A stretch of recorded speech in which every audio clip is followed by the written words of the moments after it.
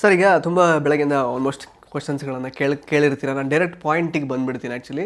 So ನಿಮ್ಮ ಬಗ್ಗೆ ಏನು ಜನರಲ್ ಒಪಿನಿಯನ್ ಏನಿದೆ ಅಂದರೆ, ಮೇಜರ್ ಒಪಿನಿಯನ್ ಏನು ಬಂದಿರೋ ಜನಗಳಿಗೆ ಅಂದರೆ, ಓಕೆ ಆ್ಯಕ್ಚುಲಿ 2 ವೀಕ್ಸ್ ಎಲ್ಲ ತುಂಬ ಚೆನ್ನಾಗಿದ್ರು, ಅಂದರೆ ಒಳ್ಳೆ ಎನರ್ಜೆಟಿಕ್ ಆಗಿ ಏನೋ ಮಾಡ್ಬೋದು ಅಂತ ಅಂದ್ಕೊಂಡಿದ್ರು. ಪ್ಲಸ್ ಇವಾಗ ಜಂಟಿ ನಮ್ಮ ಅಶ್ವಿನಿ ಅವ್ರ ಜೊತೆಗೆ ಅಟ್ಲೀಸ್ಟ್ ಏನೋ ಒಂದು ಕಂಟೆಂಟ್ ಥರ ಮಾಡಿರ್ತಿದ್ರೆ ಏನೋ ಬೇರೆ ಥರ ವರ್ಕ್ ಆಗ್ತಿತ್ತು. ರಾಶಿಕ್ ಅವ್ರ ಜೊತೆಗೆ ಫ್ರೆಂಡ್ ಆಗಿದ್ರಿ, ಸ್ಪಂದನ ಅವ್ರ ಜೊತೆಗೆ ಫ್ರೆಂಡ್ ಆಗಿದ್ರಿ, ಅಲ್ಲೇನೋ ಒಂದು ಬೇರೆ ಆ್ಯಂಗಲ್ ಏನಾದ್ರು ಸಿಕ್ಕಿರ್ತಿದ್ರೆ ಬಹುಶಃ ಉಳ್ಕೊಳ್ತಿದ್ರೇನೋ ಅಂತ ಅನಿಸಿದೆ ಜನಗಳಿಗೆ. ಅದನ್ನು ಹೊರತುಪಡಿಸಿದ್ರೆ ಒಂದು 3rd 4th ವೀಕಿಗೆಲ್ಲ ಹೋಗಬೇಕಾಗಿರೋ ಕಂಟೆಸ್ಟೆಂಟ್ ಇವರು, ತುಂಬ ಪುಷ್ ಸಿಕ್ತು ಒಳಗಡೆಯಿಂದ ಅಂತೆಲ್ಲ ಅನಿಸಿದೆ ಕೆಲವರಿಗೆ. ಬೇರೆ ಬೇರೆ ರೀತಿಯಲ್ಲಿ ಕೆಲವೊಂದು ವಾರಗಳು ಅಂದರೆ ನಾಮಿನೇಟೇ ಆಗಲಿಲ್ಲ ಆ ಥರದ್ದೆಲ್ಲ. ಮತ್ತು ಒಂದ್ಸಲ ಕ್ಯಾಪ್ಟನ್ ಆದರೆ, ಇನ್ಫ್ಯಾಕ್ಟ್ ಆ ಕ್ಯಾಪ್ಟನ್ ಆಗದೇ ಇರ್ತಿದ್ರೆ ಇನ್ಫ್ಯಾಕ್ಟ್ ಜಾನ್ವಿಯವ್ರ ಬದಲು ನೀವೇ ಹೋಗ್ತಿದ್ರಿ ಅನ್ನೋ ಥರನೇ ಆ್ಯಕ್ಚುಲಿ ಹೊರಗಡೆ ತುಂಬ ಓಡಾಡಿದೆ. ಅದಾದಮೇಲೆ ಈಗ ಸೆಕೆಂಡ್ ಟೈಮ್ ಕ್ಯಾಪ್ಟನ್ ಆದರೂ ಕೂಡ ಲೈಕ್ ಅಂದರೆ ಎಲ್ಲೋ ಮಧ್ಯದಲ್ಲಿ ಏನೋ ಒಂದು ಕೆಲವೊಂದಷ್ಟು ಮಾಡ್ಕೊಂಡಂತಹ ತಪ್ಪುಗಳು. ಫಾರ್ ಇನ್ಸ್ಟೆನ್ಸ್ ಅಂದರೆ ಎಲ್ಲೋ ಒಂದು ಕಡೆ ನೀವು ಜಾಸ್ತಿ ಸ್ಟ್ಯಾಂಡ್ ತಗೊಳ್ತಿರಲಿಲ್ಲ ಆ ಥರದ್ದೆಲ್ಲ. ಮತ್ತು ಒಂದು ವರ್ಗಕ್ಕೆ ಅಂದರೆ ನೀವು ಅಶ್ವಿನಿ ಮತ್ತು ಜಾನ್ವಿ ಅವರಿಗೆ ತುಂಬ ಆ ಬಕೆಟ್ ಗ್ಯಾಂಗಿಗೆ ಸೇರ್ಕೊಂಡಿದ್ರು ಅನ್ನೋ ಥರ ಎಲ್ಲ ಒಪಿನಿಯನ್ ಇದೆ. ಸೊ ಫೈನಲಿ ಆ್ಯಕ್ಚುಲಿ ಯಾವಾಗಲೂ ಹೋಗಬೇಕಾಗಿದ್ದವರು ಇವಾಗ ಬಂದಿದ್ದಾರೆ ಆಚೆಗೆ ಅನ್ನೋ ಥರ ಫೀಲ್ ಇದೆ. ಬಟ್ ಸುದೀಪ್ ಸರ್ ಲೈಕ್ ಅಂದರೆ ಒಳ್ಳೆ ಹಾರ್ಟ್ಲಿ ಒಳ್ಳೆ ಪರ್ಸನ್ ಅಂತ ಹೇಳಿರೋದು, ಅದ್ರ ಬಗ್ಗೆ ಒಳ್ಳೆ ಒಪಿನಿಯನ್ ಇದೆ. ಇದು ಆ್ಯಕ್ಚುಲ್ ಒಪಿನಿಯನ್ ನಿಮ್ಮ ಬಗ್ಗೆ ಇರೋದು. ಸೊ ಏನು ಅನಿಸುತ್ತೆ ನಿಮಗೆ ಆ್ಯಕ್ಚುಲಿ 3-4 ವಾರಕ್ಕೇ ಹೋಗಬೇಕಾಗಿದ್ದಂತಹ ಕಂಟೆಸ್ಟೆಂಟ್ ನೀವು ಜನಗಳಿಗೆ ಯಾಕೆ ಆ ಥರ ಒಪಿನಿಯನ್ ಬಂತು ಅಂತ? ಜನಗಳ ಒಪಿನಿಯನ್ ನಾನು ಹೇಗೆ ಹೇಳೋಕ್ಕೆ ಸಾಧ್ಯ? ನನಗೆ ಒಳಗಡೆ ಇದ್ದಾಗ ಹೊರಗಡೆ ಏನಾಗುತ್ತೆ ಅದ್ರ ಬಗ್ಗೆ ಏನೂ ಮಾತಾಡೋಕ್ಕೆ ಸಾಧ್ಯ ಇಲ್ಲ, ಆಯಿತಾ. ಆಮೇಲೆ ಫಸ್ಟ್ 3 ವೀಕ್ಸಲ್ಲಿ ನಾನು ನಮ್ಮ ಜಂಟಿಗಳಿಗೋಸ್ಕರ ಹೋರಾಡ್ತಿದ್ದೆ. ಅಲ್ಲಿ ಏನೋ ಪ್ರಾಬ್ಲಮ್ ಆದರೆ ಇವಾಗ ನಮ್ಮ ಜಂಟಿಗಳು ಯಾರ್ಯಾರಿದ್ರು ಅವ್ರಿಗೆ ಯಾರಾದರೂ ಇವಾಗ ಒಂಟಿಗಳಾಗಿದ್ರಲ್ಲ, ಯಾರಾದರೂ ಅವ್ರ ಪರ ಅಗೇನ್ಸ್ಟಾಗಿ ನಿಂತ್ಕೊಂಡು ಅವ್ರಿಗೇನಾದ್ರು ತೊಂದರೆ ಕೊಟ್ಟರೆ ನನ್ನ ಕ್ಯಾರೆಕ್ಟರ್ ಹೇಗೆಂದರೆ, ನನಗೆ ಬಂದರೆ ನಾನು ಡೆಫಿನೆಟ್ಲಿ ಮಾತಾಡ್ತೀನಿ.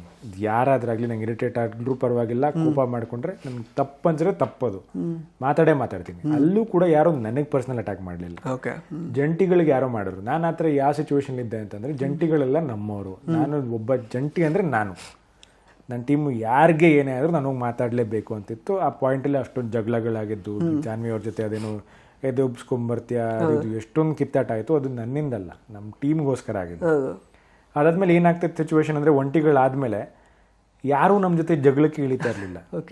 ಇವಾಗ ನೀವು ಯಾರೋ ನಿಮ್ಮ ಜೊತೆ ನೀನು ತಪ್ಪು ಮಾಡ್ತಿದ್ಯಾ, ಇಲ್ಲಿ ಕಿರ್ಚಾಟ ನೀವು ಮಾಡೇ ಇಲ್ಲ ಅಂದರೆ ನೀವು ಸುಮ್ಮನೆ ಯಾಕೆ ಕಿರ್ಚಾಡಬೇಕು? ಆ ಥರ ಅನ್ಸೋದು ನನಗೆ. ಸುಮ್ಮನೆ ಕಿರ್ಚಾಡ್ಕೊಂಡ್ರೆ ವಾಂಟ್ ಇಟ್ ಬಿ ಫೇಕ್. ಆಮೇಲೆ ಇವನೊಂದು ಕೇಳಿದ್ರಿ, ಇವಾಗ ರಾಶಿಕಾ ಇದ್ರು, ಸ್ಪಂದನ ಇದ್ರು, ಅಶ್ವಿನಿ ಅವರಿದ್ರು ಅಂತ.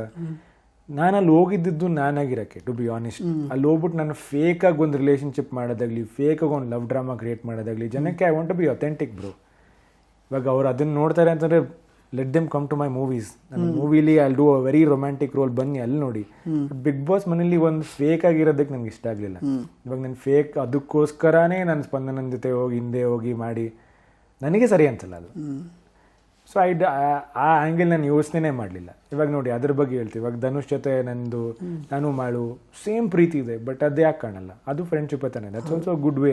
ದಟ್ ವಾಸ್ ಆರ್ಗ್ಯಾನಿಕ್ ಆಗೋದನ್ನು ನಾನು ಪೋರ್ಟ್ರೇ ಮಾಡ್ಬೋದು ಅಷ್ಟೇ. ನಾನು ಅಲ್ಲಿ ಹೋಗಿದ್ದೇನಕ್ಕಂದ್ರೆ I just wanted to be honest to my personality. ಇವಾಗ ನಾನು ಜನಕ್ಕೆ ಏನೋ ತೋರಿಸ್ತಾ ಇದ್ದೀನಿ ಅಂದರೆ I don't want to be fake. ನಾನೇನೋ ಫೇಕಾಗಿ ಕೆಟ್ಟವನು, ಫೇಕಾಗಿ ತುಂಬ ಒಳ್ಳೆಯವನು, ನಾನು ಒಂದು ಮುಖವಾಡ ಹಾಕೊಂಡು ತುಂಬ ಒಳ್ಳೆಯವನು ಅಂತ ಪೋರ್ಟ್ರೇ ಮಾಡ್ಕೋಬೇಕು ಅಂತಲೂ ಇರಲಿಲ್ಲ. ಒಂದು ಮುಖವಾಡ ಹಾಕೊಂಡು ನಾನೇ ಇಲ್ಲಿ ವಿಲನ್ ಮಾಸ್ ಹೀರೋ ಅಂತಲೂ ಬಂದಿರಲಿಲ್ಲ. ಒಂದು ಮುಖವಾಡ ಹಾಕೊಂಡು ಯಾವತ್ತೂ ನೋಡಿ ಫ್ಲರ್ಟ್ ಮಾಡಬೇಕು, ಲವ್ ಮಾಡಬೇಕು ಅಂತಲೂ ಹೋಗಿರಲಿಲ್ಲ. Whatever happen it has to happen organically. Whatever I am today. ನನಗೆ ಏನು ಅನ್ಸುತ್ತೆ ಅಂದರೆ, ಫಸ್ಟ್ ವೀಕಿಂದ ಇಲ್ಲಿವರೆಗೂ ನಾನು ಯಾವ ಥರ ಯೋಚನೆ ಮಾಡ್ತಿದ್ದೆ ಅದೇ ರೀತಿ ನಾನು ಯೋಚನೆ ಮಾಡ್ಕೊಂಬಂದೆ. ಸಿಚುವೇಶನ್ಸ್ ಹಿಂದೆ ಮುಂದೆ ಆಯ್ತು ಅಷ್ಟೇ. ಆಮೇಲೆ ಎಲ್ಲೋ ಒಂದು ಕಡೆ ಮಾತಾಡಲ್ಲ ಅಂತ ಹೇಳೋ ವಿಷಯದಲ್ಲಿ ನಾನು ನನ್ನ ಟೀಮ್ಗೋಸ್ಕರ ಜಂಟಿಗಳಾಗಿದ್ದಾಗ ಎಷ್ಟು ಕಿರ್ಚಾಡಿದ್ದೀನಿ, ಎಲ್ಲರಿಗಿಂತ ಜಾಸ್ತಿ ನಾನು ಕಿರ್ಚಾಡಿದ್ದೀನಿ. ಅದಾಗಿದ್ದ ತಕ್ಷಣ ಬೇರೆ ಯಾರು ಬಂದಂಗೆ ಪಾಯಿಂಟ್ ಔಟ್ ಮಾಡ್ತಾ ಇರಲಿಲ್ಲ, ನೀನು ತಪ್ಪು ಅಂತ ಹೇಳ್ತಾ ಇರಲಿಲ್ಲ. ಎಲ್ಲ ಒಂಟಿಗಳಾದ್ಮೇಲೆ ಬೇರೆಯವ್ರಿಗೆ ಏನೋ ಪಾಯಿಂಟ್ ಔಟ್ ಮಾಡಿದಾಗ ಅದು ಅವ್ರ ನಿಲ್ವಾಗಿತ್ತು, ಅವ್ರು ಮಾತಾಡಬೇಕಾಗಿತ್ತು. ನಾನು ಆಗ ಸರಿ ಇರಲಿಲ್ಲ, ಅವಾಗ ನಾವು ಜಂಟಿಗಳಾಗಿರಲಿಲ್ಲ. ನಿಮ್ಮ ಹತ್ರ ಮಾತಾಡೋಕೆ ಬಂದಿರ್ತೀನಿ, ನಿಮ್ಮ ಹತ್ರ ಮಾತಾಡೋಕೆ ಸಾಧ್ಯ? ಯಾರು ನಿಮ್ಮ ಹತ್ರ ಬಂದು ಮಾತಾಡ್ತಾನೆ ಇಲ್ಲ ಅಂತಂದ್ರೆ ಏನಕ್ಕೆ ಮಾತಾಡ್ತೀರಾ? ಆಮೇಲೆ ಇನ್ನೊಂದು ವಿಷಯ ಏನಂತಂದ್ರೆ, ನೀವು ಜಾನ್ವಿ ಮತ್ತು ಅಶ್ವಿನಿ ಅವ್ರಿಗೆ ಬಕೆಟ್ ಅಂತ, ನಾನು ಯಾವತ್ತೂ ಯಾರಿಗೂ ಬಕೆಟ್ ಅನ್ನೋ ವಿಷಯ ಮಾತಾಡಲೇ ಇಲ್ಲ. ನಾನು ಇನ್ಫ್ಯಾಕ್ಟ್ ನಿಜ ಹೇಳಬೇಕು ಅಂದರೆ, ಒಂದು ಪಾಯಿಂಟಲ್ಲಿ ಅವರೇ ನನ್ನ ನಾಮಿನೇಟ್ ಮಾಡಬೇಕು ಅಂತ ಅವರೇ ಹೋರಾಡ್ತಿರ್ತಾರೆ, ಕಿರ್ಚಾಡ್ತಿರ್ತಾರೆ. ನೆಕ್ಸ್ಟ್ ಸಿಚುವೇಶನ್ ಏನಾಗುತ್ತೆ ಅಂತಂದರೆ, ಅವ್ರು ಬಂದ್ಬಿಟ್ಟು ನನ್ನ ಕ್ಯಾಪ್ಟನ್ಸಿ ಊಟಕ್ಕೆ ಹಾಕ್ಬಿಟ್ಟು ಕ್ಯಾಪ್ಟನ್ ಆದಾಗ ಅವರೇ ಖುಷಿ ಪಡ್ತಾರೆ.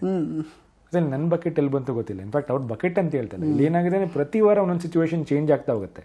ಆಮೇಲೆ ನೆಕ್ಸ್ಟ್ ವಾರ ಬಂದಾಗ ಒಂದು ಟೀಮ್ಗೆ ಆಡ್ಬೇಕಾರೆ ಅವ್ರು ಬಂದು ನನಗೆ ಆಡ್ತೀಯ ಅಂತ ಕೇಳ್ತಾರೆ. ನನಗೆ ಬೇಕಾಗಿದ್ದು ಎಂಡ್ ಆಫ್ ದಿ ಡೇ ಅಲ್ಲಿ ಇರೋರು ಎಲ್ಲರೂ ಫ್ಯಾಮಿಲಿನೇ. ಒಂದಿನ ನೀವು ಕೆಟ್ಟವ್ರು ಆಗ್ತೀರಾ, ಒಂದಿನ ನಾನು ಕೆಟ್ಟವ್ರು ಆಗ್ತೀನಿ ಅಷ್ಟೇ. ನನಗೆ ಬೇಕಾಗಿದ್ದು ನಾನು ಆಡಬೇಕು.